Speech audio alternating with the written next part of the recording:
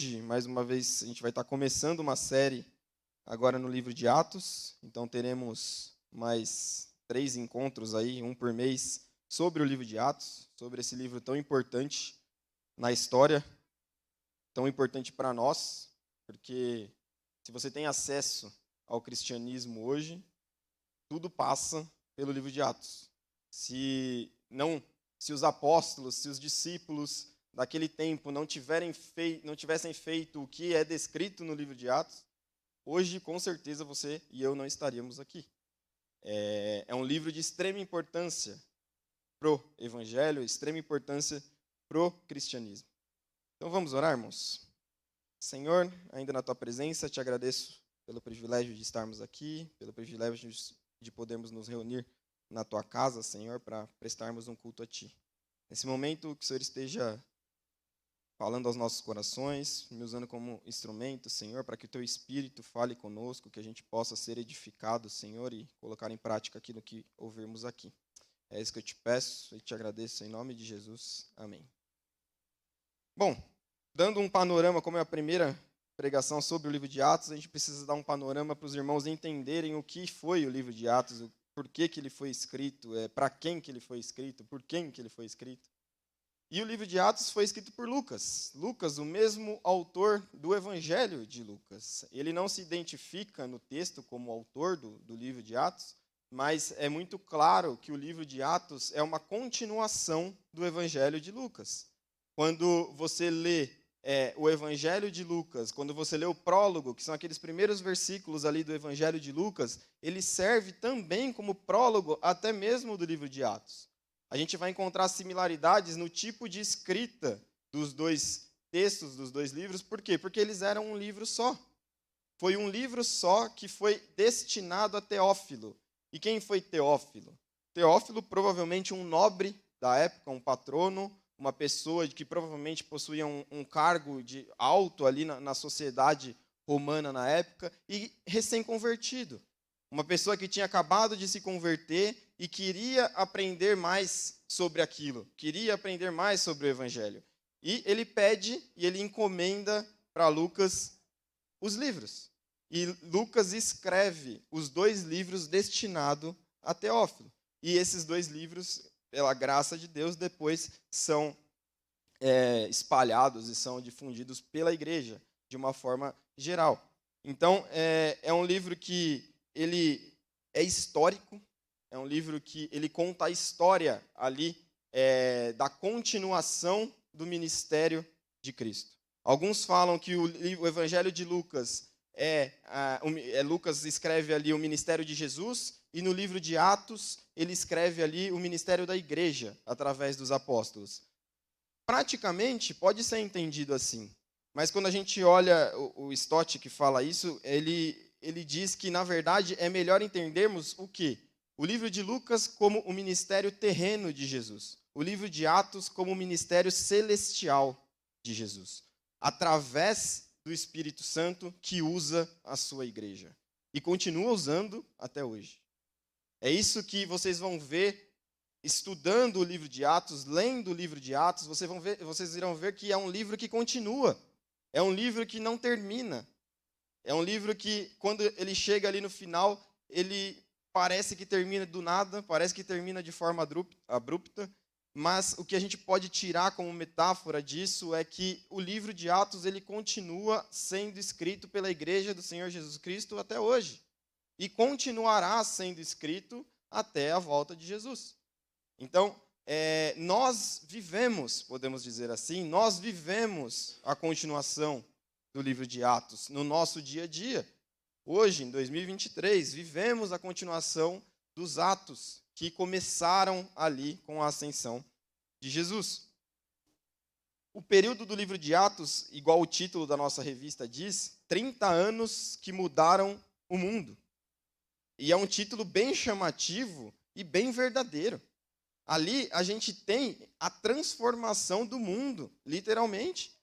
A expansão do evangelho que acontece ali no livro de Atos, ela é tão grande, ela é tão absurda, que ela impacta o mundo, como eu disse anteriormente. Se a gente está aqui hoje, é pelo que aconteceu ali naquele livro de Atos. E a gente precisa entender o porquê que aquilo aconteceu e da forma que aquilo aconteceu. Por isso que é um livro histórico. Muitos interpretam o livro de Atos como um livro doutrinário e aí, às vezes, acabam caindo em alguns erros. Mas a gente precisa entender que ele é um livro histórico e que Lucas teve como principal objetivo divulgar e mostrar como que o evangelho foi espalhado e é espalhado até hoje, com a ação, sim, do Espírito Santo. E aí é nisso que a gente vai entrar. Lucas, ele era um homem culto. Lucas era um médico, ele era um historiador. Quando você compara a escrita de Lucas no original com os outros escritores, com os outros livros, vocês vão ver que a escrita de Lucas é uma escrita mais sofisticada, é uma escrita mais elaborada, porque ele tinha conhecimento para isso. E é muito interessante a gente pensar nisso, por quê? Porque o evangelho é para todos. O evangelho é para todos. O evangelho é para os mais humildes, como os outros autores bíblicos, em sua grande maioria, eram, como os discípulos e os apóstolos bíblicos, em sua grande maioria, eram, mas ele também é para os cultos, ele também é para os mais estudiosos, ele também é para todas as pessoas. A gente tende a separar pessoas que são, infelizmente acontece isso na nossa sociedade, pessoas mais cultas, pessoas às vezes se consideram mais inteligentes para acreditar num livro como a Bíblia. Elas se acham capazes demais, elas querem provar tudo pela ciência. Elas acreditam que tudo tem que ser provado e que um livro escrito há mais de 3.000 anos atrás, ele não pode ser considerado como verdadeiro por causa disso. E a gente vai ver, através de detalhes dos escritos de Lucas, que não. Lucas, um médico, um historiador, um culto, um teólogo, no caso, ele escreveu e ele cria. E ele escreveu para Teófilo, um outro homem culto, um outro homem de posição alta na sociedade. Ou seja, é para todos, desde os mais humildes até os mais desenvolvidos. E agora sim, vamos para o texto, irmãos. Atos 1, eu vou ler do versículo 1 até o versículo 14.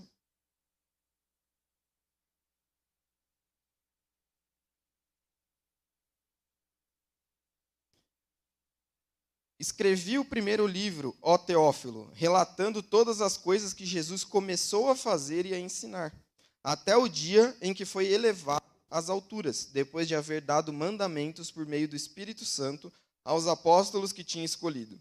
Depois de ter padecido, Jesus se apresentou vivo a seus apóstolos, com muitas provas incontestáveis, aparecendo-lhes durante 40 dias e falando das coisas relacionadas com o reino de Deus.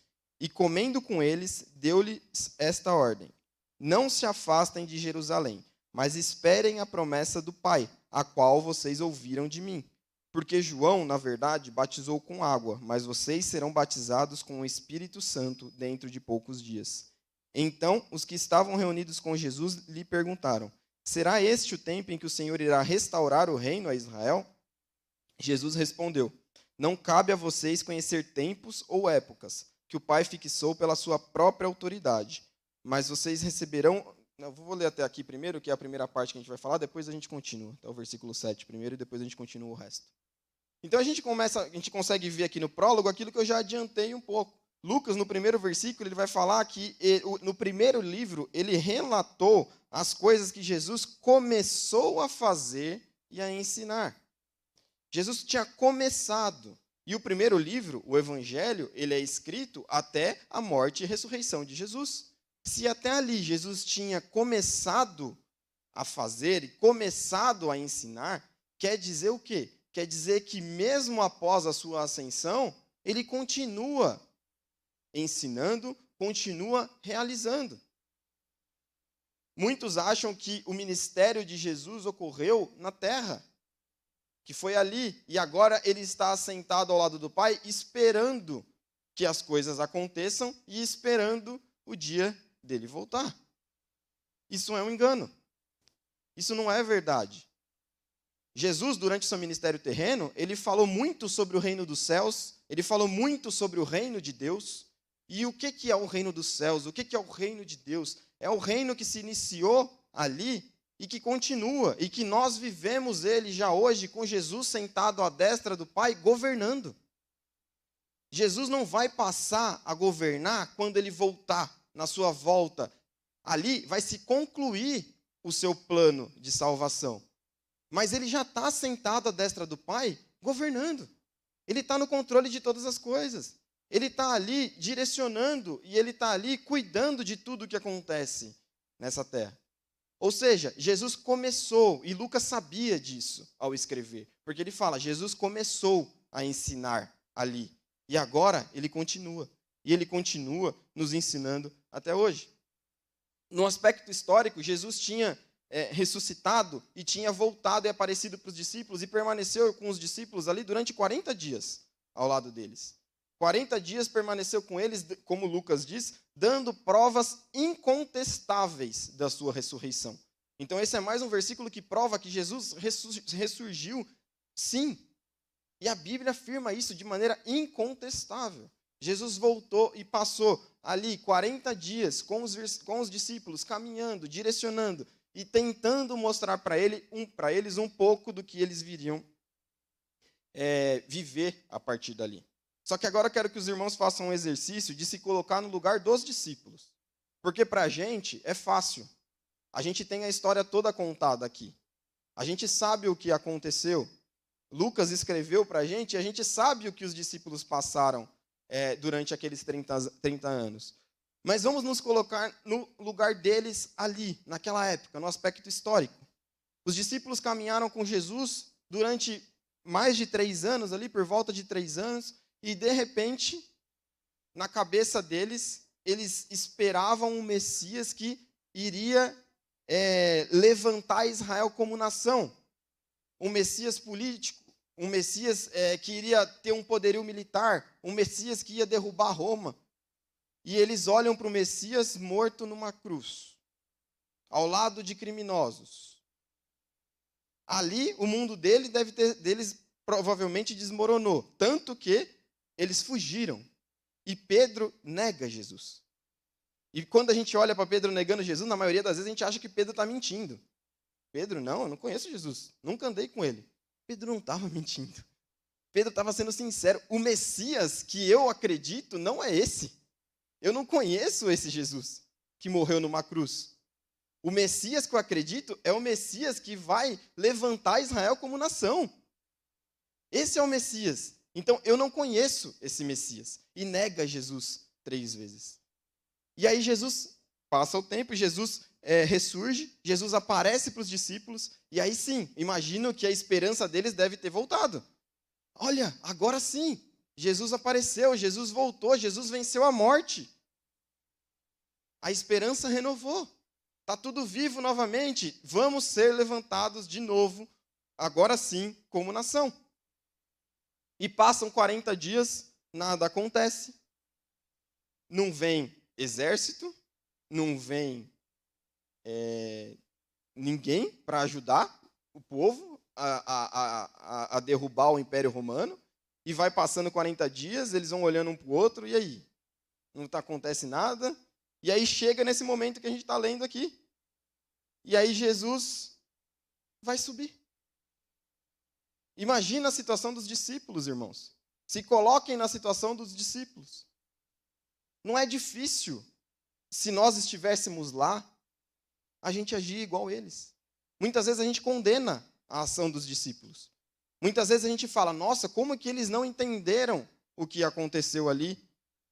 Como que eles não entenderam aquilo que Jesus falava e que ia acontecer, que ele não era um libertador da pátria, mas ele era um libertador do pecado? Como que eles não entendiam aquilo? Não era simples para eles entenderem. Israel e aquilo que eles tinham sido criado durante todo o Antigo Testamento, durante toda a lei, esperava um Messias libertador. Libertador, e aí sim, mal interpretado como um libertador da nação. E eles chegam nesse momento crucial. E aí, vamos ler de novo aqui para a gente reforçar, no versículo 4, e comendo com eles, deu-lhes esta ordem: não se afastem de Jerusalém, mas esperem a promessa do Pai, a qual vocês ouviram de mim. Passam-se mais 40 dias, e o que Jesus fala para os discípulos? Esperem. Espera mais. Eles estavam esperando desde o Antigo Testamento. Eles estavam esperando durante todo o ministério terreno de Jesus. Eles estavam esperando desde que Jesus havia ressuscitado. E Jesus vira e fala para eles, esperem. Como é difícil para a gente esperar. E aí eu trago para a gente aplicar nas nossas vidas. Como é difícil para a gente esperar as coisas. A gente vive num mundo do imediatismo, do agora, que a gente precisa de tudo para já. A gente vive num mundo em que se você tem dúvidas sobre alguma coisa, você abre o celular, você digita ali, você tem resposta na hora para aquilo que você tem, para aquilo que você quer.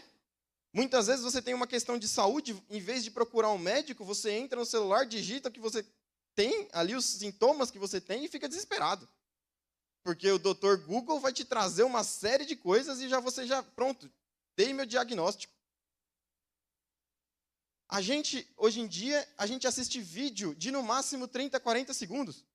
Vídeos de 2, 3 minutos para cima, pode esquecer. A gente não assiste mais. A gente adianta áudio do WhatsApp. O meu WhatsApp, todos os áudios estão no 1.5. Eu não ouço o áudio das pessoas no normal, na voz normal. Por quê? Porque eu preciso de tempo. Eu preciso ganhar tempo, eu quero acelerar as coisas, eu quero para já. Essa é a nossa vida, hoje em dia. E como é difícil para a gente esperar. Como era difícil para os discípulos esperarem mais. Quando a gente está passando por uma aflição, quando a gente está passando por um sofrimento, quando a gente está passando por um problema, e aquilo não acaba, aquilo não se resolve. A gente chega em certos pontos que a gente não aguenta mais esperar. A gente não aguenta, a gente entra em desespero. A gente clama a Deus e parece que Ele não está nos ouvindo. E a gente não consegue mais esperar. Ou seja, a gente não pode condenar os discípulos. Porque se a gente estivesse no lugar deles, era muito provável que a gente faria a mesma coisa. A gente teria a mesma dificuldade em esperar. Tá, Gregory, mas o que fazer então? E aí a gente precisa elogiar os discípulos. Porque pulando um pouquinho lá para o versículo 14, vou ler do 12 ao 14.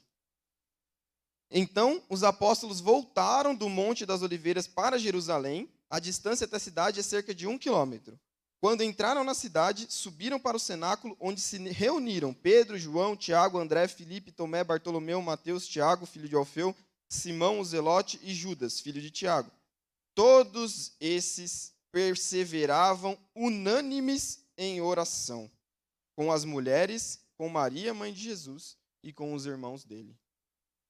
Jesus fala para eles, esperem, voltem para Jerusalém. E o que eles fazem? Eles voltam para Jerusalém e perseveram firme e unânime em oração. Quando a gente precisa esperar, irmãos, o que a gente precisa fazer é perseverar em oração.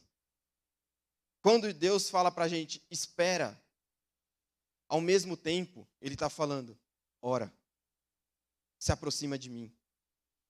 Não desiste, persevera em oração. Persevera em oração. Pode ser que aquilo que a gente clama, aquilo que a gente quer, não aconteça. O que os discípulos queriam, não aconteceu. O que os discípulos entendiam que iria acontecer, não aconteceu. Mas o coração deles foi transformado através da oração, através da perseverança unânime em oração. É interessante que ele coloca perseveraram unânimes em oração. Muitas vezes a gente tem um problema familiar e um ora, o outro não. Muitas vezes a gente tem um problema no nosso casamento e um ora, o outro não. Muitas vezes a gente tem um problema coletivo e um ora, o outro não. Os discípulos perseveravam unânimes em oração. Todos oravam. Todos clamavam a Deus por ajuda, por misericórdia. Se você está com um problema familiar, se você está precisando de uma bênção, se você está passando por um problema, se sua esposa está passando por um problema, se o seu marido está passando por um problema, é seu dever perseverar unânime em oração junto com ele. Juntos. Juntos. Porque somos família. Porque somos igreja. Se o nosso irmão está passando por um problema aqui na igreja e que precisa de oração, é nosso dever como irmãos perseverarmos unânimes em oração. Ah, quer dizer que quanto mais gente orar, mais rápido Deus vai responder. Não é isso. Não é isso. Mas quanto mais gente orar, mais próximo de Deus estaremos. Como igreja, como família, como casal. E Deus vai transformar. E Deus vai responder. Se não for da forma que a gente quiser, vai ser transformando o nosso coração e a gente entendendo o que era para acontecer, ou muitas vezes até nem entendendo, mas aceitando que Deus está no controle de todas as coisas e clamando por misericórdia dele. É isso que a gente tem que fazer. Só que a gente não faz isso. Na maioria das vezes, a gente faz como os discípulos. Porque os discípulos, o que eles falam ali para Jesus? A pergunta que eles fazem para Jesus, no versículo 6, então os que estavam reunidos com Jesus lhe perguntaram, será este o tempo em que Jesus irá restaurar o reino a Israel? Eles estavam no último contato presencial com Jesus. O último contato deles. Jesus estava prestes a subir. E quando você está no último contato com alguém, você pode pensar em infinitas coisas para você se relacionar com aquela pessoa. E eles resolvem perguntar, quando você vai fazer isso para a gente? Eles resolvem cobrar Jesus no último tempo que tinham com eles. Quando vai ser que o Senhor vai restaurar o reino para Israel? E Jesus responde, não cabe a vocês. Não cabe a vocês conhecer os tempos ou épocas que o Pai fixou pela sua própria autoridade. A NA vai falar sua própria e exclusiva autoridade. Irmãos, definir quando as coisas irão acontecer é própria e exclusiva autoridade de Deus. Não cabe a nós. Não cabe a mim, não cabe a você. Somente a Deus. Só que muitas vezes a gente transforma o nosso plano no plano de Deus. E clama a Deus quando o nosso plano vai acontecer. É isso que os discípulos estavam fazendo. Eles tinham um plano do que ia acontecer. Eles tinham um plano que Israel ia se estabelecer como nação. E eles não clamavam a Jesus, eles não perguntaram para Jesus se era aquilo que ia acontecer. Eles perguntaram para Jesus, quando isso vai acontecer? Eles tinham certeza que era aquilo que ia acontecer. Quantas vezes a gente não faz isso com os nossos planos e com a nossa vida?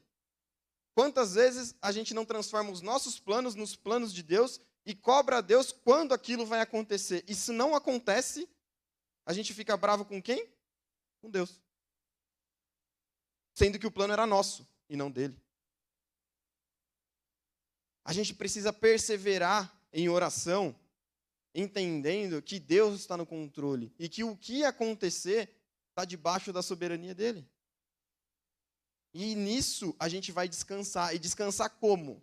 Aí sim entra a resposta. Pelo poder do Espírito. Que é o próximo versículo que a gente vai ler. A partir do versículo 8, ele vai falar, e eu vou pausar nesse versículo aqui, vou ler só ele, porque esse talvez seja o versículo mais importante do livro inteiro de Atos. Talvez o versículo mais importante do Novo Testamento, na parte que se refere a nós, e não a Jesus. Mas vocês receberão o poder ao descer sobre vocês o Espírito Santo, e serão minhas testemunhas, tanto em Jerusalém, como em toda a Judéia e Samaria, até os confins da terra. Esse versículo ele é tão importante no livro de Atos que ele serve como um índice para o livro de Atos. Se você lê o livro de Atos, você vai ver que até o capítulo 7 vai tratar da expansão da igreja em Jerusalém. Da expansão da igreja dentro de Jerusalém. E aí começa a perseguição. E aí eles se espalham. E aí do capítulo 8 até o capítulo 12, a gente vai ver a expansão da igreja na Judéia e na Samaria. Através de Filipe, através de Pedro, na casa de Cornélio. A gente vai ver casos ali das barreiras raciais sendo derrubadas, de Deus mostrando para Pedro que o evangelho não era só para o judeu, que era também para os gentios.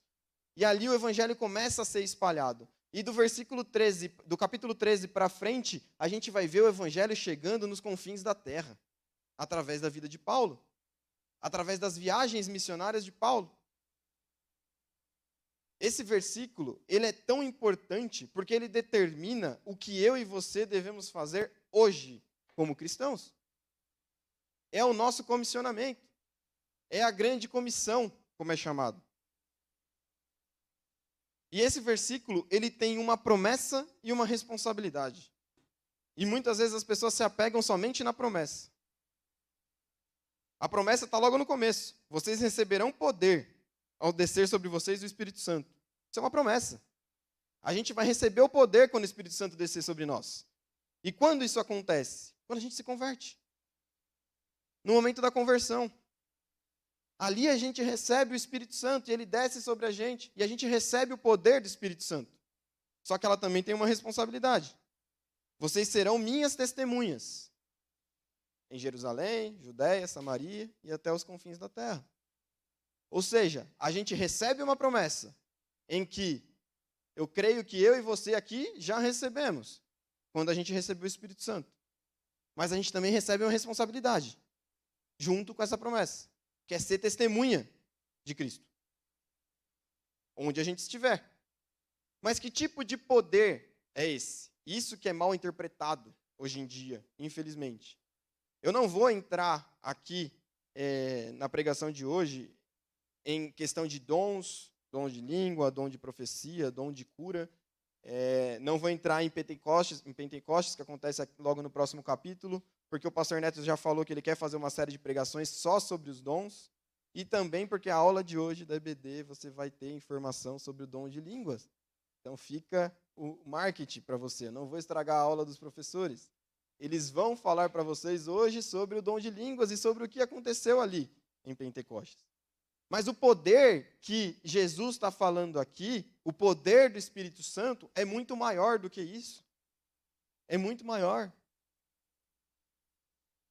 Quando a gente vai para o original e vai ver o que significa esse poder ele é a palavra dunamis, que também é mal interpretada hoje em dia. Mas e significa o quê? Força, habilidade, uma energia que não acaba. Isso que é o poder que Deus está prometendo através do Espírito Santo. A gente vai receber poder, a gente vai receber força, a gente vai receber capacitação, a gente vai receber habilidade, a gente vai receber uma energia que não acaba através do Espírito Santo. Mas para quê? Para ser testemunha. E aí que ninguém lembra dessa parte do versículo. A palavra original aqui para testemunha, sabe qual que é? Mártire. Essa é a palavra original aqui para testemunha.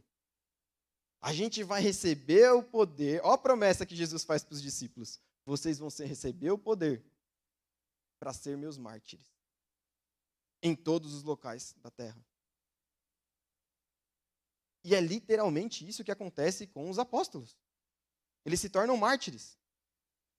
Praticamente todos eles morrem de forma dura, de forma sofrida. Logo na sequência aqui, a gente já vai ver a perseguição se iniciar, a gente já vai ver o apedrejamento de Estevão, a gente já vai ver Tiago tendo a cabeça decepada. Olha a promessa que Jesus deixa para os discípulos, irmãos. Vocês vão receber poder. Vão.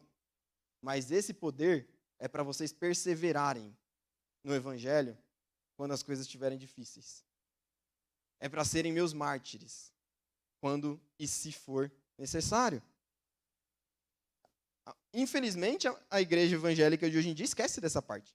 Transforma o poder, o recebimento do poder, só em coisa boa. Só em coisa que não é nem bíblica, na maioria das vezes, e que eles falam que é o poder do Espírito Santo, infelizmente, e que não tem nada a ver com o poder bíblico. E esquece disso. E esse poder, irmãos, esse poder que os discípulos e os apóstolos receberam ali, nós recebemos ele até hoje. O período dos apóstolos, o período de Atos, foi um período especial, em que o poder do Espírito se manifestou de forma especial, que era necessária e que tinha propósitos. Hoje em dia, a gente vive um mundo completamente diferente. Então, o poder do Espírito se manifesta de formas diferentes, mas é o mesmo poder. O mesmo poder e a mesma responsabilidade. Então, você que é crente, você que é cristão, você que recebeu o poder do Espírito na sua conversão, você também recebeu o desafio e a responsabilidade de ser testemunha dele. Assim como foram os apóstolos. Hoje em dia, o poder do Espírito Santo ele faz tanta coisa na nossa vida e que muitas vezes passa desapercebido. Por exemplo, através do poder do Espírito Santo, você é convencido do pecado. Você só se converteu por causa da ação do Espírito Santo na sua vida. O Espírito Santo regenera a nossa vida. O poder do Espírito regenera a nossa vida. Você só está entendendo o que eu estou falando aqui, ou você só entende o que você lê na palavra de Deus, porque o Espírito Santo te ilumina. Isso é o poder do Espírito Santo nas nossas vidas. Você só recebe a paz que excede todo entendimento quando você está passando por uma situação difícil, porque o Espírito Santo tem o poder consolador na sua vida. E ele é o consolador prometido por Jesus no Evangelho de João, como a gente viu. Você só tem uma vida e só busca uma vida de santificação por causa do poder do Espírito Santo. Se não fosse pelo poder do Espírito Santo, você ia estar entregue ao pecado. É por ele que você luta contra o pecado. E o mais incrível, a sua oração só chega a Deus pelo poder do Espírito Santo. Porque é ele que intercede por nós. Olha quanta coisa que é o poder do Espírito Santo. Olha quanta coisa que o Espírito Santo faz nas nossas vidas. Só que, infelizmente, a gente vive uma polarização, como em tudo no nosso mundo, em que ou o Espírito Santo recebe tanta evidência que ele recebe um monte de atributo que não é dele, que não tem nada a ver com ele, que não é bíblico, ou ele é menosprezado. A pessoa do Espírito Santo é menosprezada em relação às outras duas pessoas da Trindade. E a gente vive uma vida cristã fria. E a gente vive uma vida cristã com falta de comunhão. A gente vive uma vida cristã sem evangelizar. Tudo isso é menosprezo com a pessoa do Espírito Santo. Com a ação do Espírito Santo nas nossas vidas. Por quê? Porque através do poder do Espírito Santo, a gente tem a capacidade, a vontade e o privilégio de participar da obra de Deus. A gente não está sentado no banco da igreja esperando o tempo de Jesus voltar ou esperando o tempo dele levar a gente. A gente está sentado no banco da igreja, a gente está vivendo nas nossas casas, no nosso trabalho, na nossa família, vivendo os atos do Espírito Santo que tem para a gente hoje em dia. Porque somos participantes desse poder. Então, irmãos, o livro de Atos, ele precisa servir para a gente como exemplo de pessoas que perseveraram em oração, em luta, e diante das perseguições, conduziram e espalharam o Evangelho.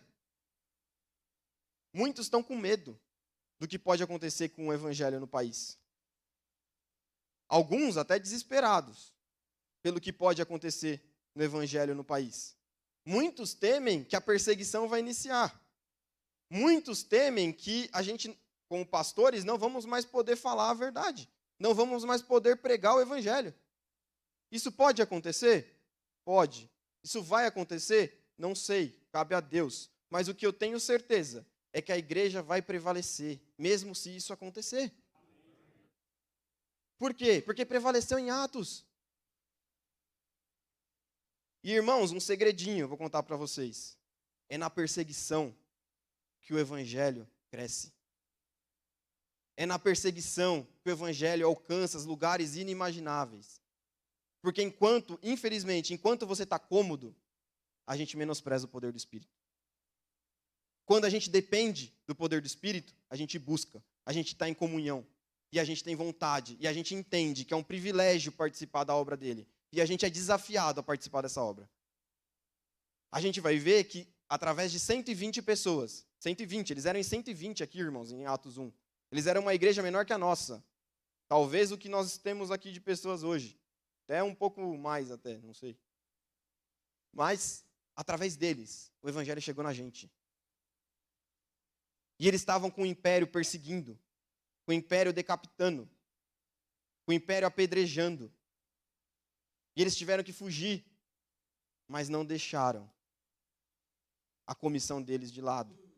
Não deixaram o principal propósito de vida do cristão de lado, que é levar o evangelho onde estiver.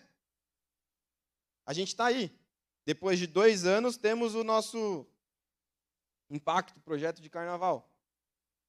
Pessoal mais desanimado esse ano. Sabíamos que ia ser assim.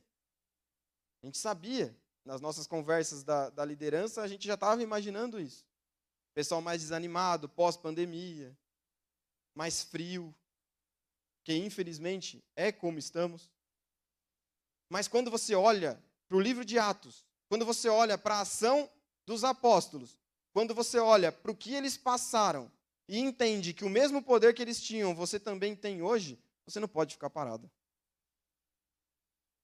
Se você ficar parado, se você ficar acomodado, é porque tem alguma coisa de errada com você, irmão. Desculpa, mas é. Você precisa se aproximar de Deus. Você precisa entrar em comunhão com Deus. Você precisa fortalecer, você precisa ser enchido pelo Espírito Santo. Porque o nosso principal objetivo nessa terra é viver o reino de Deus. É espalhar o reino dos céus. Porque a gente não é dessa terra. O nosso rei, o nosso governante, não está em Brasília, está no céu. O nosso governante não foi eleito pelo povo. O nosso governante é o Criador de todas as coisas. Ele tem controle sobre todas as coisas. E se a gente não se motivar, e se a gente não entender que é um privilégio participar da obra desse governante, igual a gente participa do nosso candidato, infelizmente, a maioria dos cristãos estão mais empolgados e mais dedicados a brigar por um candidato do que espalhar o reino de Deus. O nosso reino não é esse. O nosso governante maior não é dessa terra, é Jesus. E é por ele que a gente precisa. E é por ele que a gente deve lutar. É por ele que a gente deve espalhar o evangelho. Tapiraí tá aí, beleza? Quero que, quem sabe, se a gente conseguisse 3 ônibus para ir, meu Deus, ia ter mais gente que a cidade. Ia ser ótimo. Mas, e depois? E a sua casa? E o seu trabalho? E a sua família? E a igreja? E os ministérios da igreja? E as pessoas da igreja, que são sempre as mesmas, fazendo as mesmas coisas, só troca o cargo. Parece um ciclo, assim, né? Sai um, entra o outro, é a mesma pessoa. A gente precisa de envolvimento. A gente precisa da ação do Espírito Santo através da vida dos irmãos, para o evangelho ser espalhado. Para isso que o poder foi derramado sobre nós. E para terminar, irmãos, do versículo 9 ao versículo 11. Depois de ter dito isso, Jesus foi elevado às alturas, à vista deles, e uma nuvem o encobriu dos seus olhos. E estando eles com os olhos fixos no céu, enquanto Jesus subia, eis que 2 homens vestidos de branco se puseram ao lado deles e lhes disseram: Homens da Galileia, por que vocês estão olhando para as alturas? Esse Jesus foi levado do meio de vocês para o céu, virá do modo como vocês, que foi levado de vocês. Esse Jesus que foi levado do meio de vocês para o céu, virá do modo como vocês o viram subir.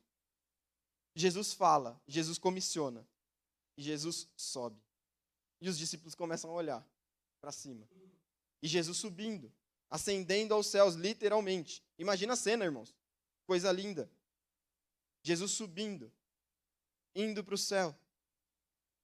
e você olhando, e de repente aparecem 2 anjos, e você olhando, e de repente os anjos param e falam: o que vocês estão olhando?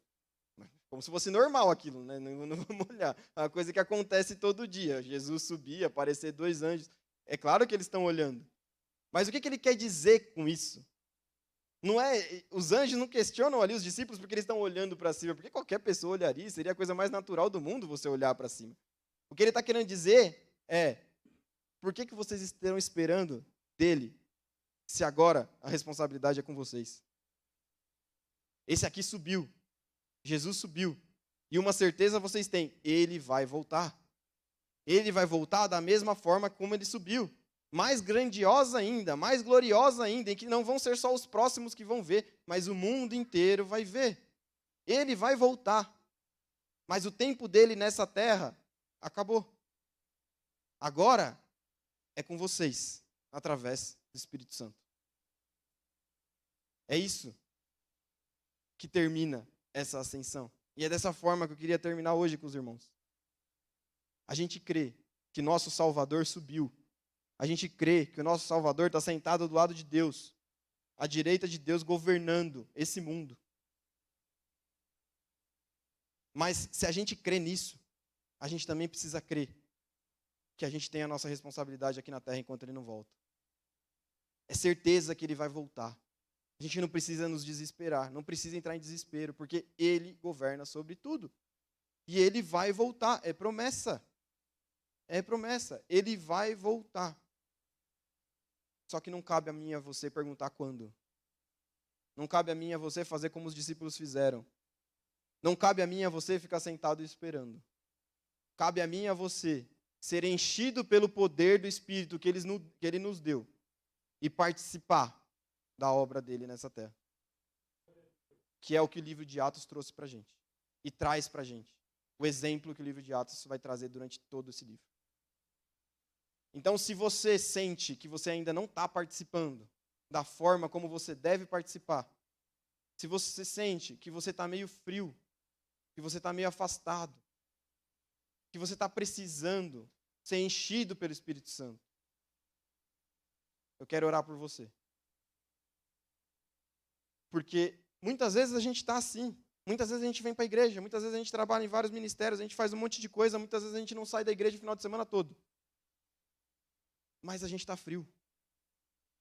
A gente não entende que o motivo real de fazer aquilo. E aquilo vai afastando a gente da coisa principal. Às vezes a gente permanece no ministério, a gente permanece no cargo, mas a gente se afasta do principal, que é da comunhão com Deus. Do poder do Espírito. E a gente se afasta disso. E quando a gente vai ver, como consequência disso, a gente está afastado de Deus. A gente não pode deixar isso acontecer. A gente precisa orar e clamar a Deus para que Ele nos encha com o Espírito Santo dEle, dia a dia. Que assim a gente seja capacitado a permanecer e participar da sua obra. Abaixa a sua cabeça. Senhor, eu te agradeço. Te agradeço antes de tudo pela tua salvação, pelo Senhor ter vindo a esta terra, ter ressuscitado, ter passado um tempo com os discípulos, ter comissionado os seus discípulos e agora está sentado ao lado do Pai. Muito obrigado por estar no governo, por estar no controle de todas as coisas. E te peço, Senhor, que através do teu Espírito a gente possa ser cheio, Senhor. Que através do seu Espírito a gente possa buscar cada vez mais uma comunhão contigo, cada vez mais viver para proclamar a tua palavra, Senhor. Que o teu Espírito quebrante os nossos corações, que o teu Espírito nos santifique, Senhor, assim como é o seu poder. Que a gente possa se afastar do pecado, que a gente possa lutar contra o pecado, que a gente possa ser cheio do Espírito, Senhor, para se aproximar cada vez mais de ti, Senhor. Que a gente entenda que o nosso propósito, o nosso objetivo nessa terra é glorificar o teu nome, Senhor. E que esse deve ser o nosso principal objetivo. Que o teu Espírito encha cada pessoa aqui presente, Senhor. E cada pessoa que também assiste de casa. Que a gente possa realmente sair daqui, Senhor Deus, com vontade de fazer mais pela Tua obra, de participar mais da Tua obra, Senhor. Não porque o Senhor precisa ou necessita da nossa ajuda, mas porque é um privilégio participarmos, Senhor. É uma gratidão, é uma maneira de demonstrarmos gratidão pelo que o Senhor fez por nós, Senhor. E assim esperarmos aquilo que está prometido no texto que lemos, Senhor, que é a sua volta. Que o Senhor possa voltar e encontrar uma igreja viva, uma igreja que trabalha por Ti, Senhor Deus, uma igreja que propaga o Teu reino, uma igreja que não fica parada, uma igreja que se mexe, uma igreja viva, Senhor. Dessa forma, a gente pede que através do Teu Espírito a gente seja capacitado a isso, Senhor. Perdoe os nossos pecados e aquilo que fazemos que nos afasta dessa comunhão, Senhor. E que a gente possa, realmente, a partir dessa semana, a partir de hoje, a partir de agora, Senhor, buscarmos cada vez mais o Teu Espírito, sermos cheios dele a cada dia. É isso que eu te peço e te agradeço. Em nome de Jesus, amém.